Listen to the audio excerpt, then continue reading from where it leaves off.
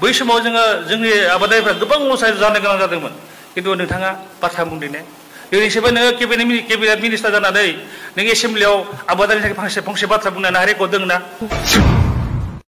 जे आस्था एनजिअनि गासै थाखा फैसा लुथिनाया रिहन सारानो होननानै देखा रायजोफ्रा मिथिखागौ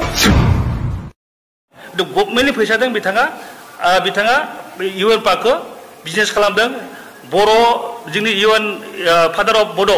इउएन ब्रह्मखौ बिथाङा बिजनेस पटेन्सियाव लांदों आरो बेखौ बिजनेस खालामदों जोंनि बर' पार्कखौ हायोब्ला बे इउएन पार्कखौ दाम दाननानै रिहन दैमारि पार्क होनायासो मोजां जागोन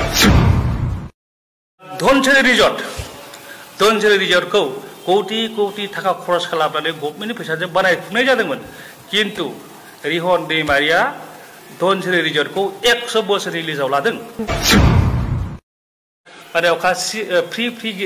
सिरिगोन नाय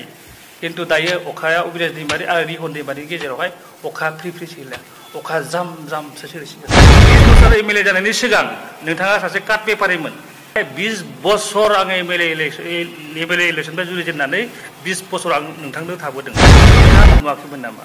दा सरकार फैबोला नायगोन होनदों नोंथाङा आंखौलाय सरकार फैबोला मा नायनो आं नोंथाङा देरहाखाया